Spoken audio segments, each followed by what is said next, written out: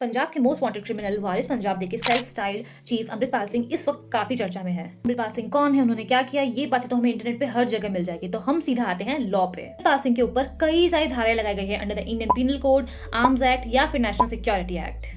अमृतपाल सिंह और उनके कॉन्वॉय को पुलिस ने बार बार रोकने की कोशिश की। जब वो भाग रहे थे तो वो रैशली ड्राइव कर रहे थे रोड पे और बार बार कार चेंज करने की कोशिश कर रहे थे। जब चेक पोस्ट पे पुलिस ने उन्हें पकड़ने की कोशिश की तो वो बैरिकेड तोड़कर भाग गए। इसीलिए उनके ऊपर अप्लाई हुआ section 279 of the Indian penal code for rash driving. क्योंकि उन्होंने एक सरकारी अफसर के काम में बाधा डाली तो इसलिए उन्हें बुक किया गया under section 186 of the Indian penal code.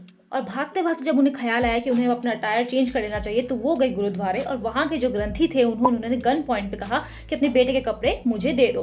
तो इसलिए उनके ऊपर अप्लाई हुआ section 506 of the Indian penal code for criminal intimidation. अभी कुछ ही दिन पहले अमृतपाल सिंह के कुछ सपोर्टर्स ने अमृतसर के एक पुलिस स्टेशन पे अटैक किया, जिसकी वजह से उनके ऊपर अप्लाई हुआ section 336 of the Indian penal code for doing an act endangering life and personal safety of others and under section 427 of the Indian Penal Code for committing mischief and causing loss or damage। कहा जा रहा है कि जिस गाड़ी की मदद से वो भाग रहे थे उसमें और उनके जो सपोर्टर्स हैं उनके पास से इलीगल एम्युनिशंस बरामद हुए हैं, इसीलिए उनके ऊपर अप्लाई किया गया आर्म्स एक्ट। और नेशनल सिक्योरिटीज एक्ट क्या कहता है?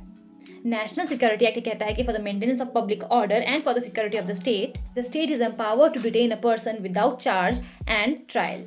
अब आप मुझे ये बताएं कि क्या अमृतपाल सिंह के ऊपर unlawful activities prevention act applicable होना चाहिए और क्यों?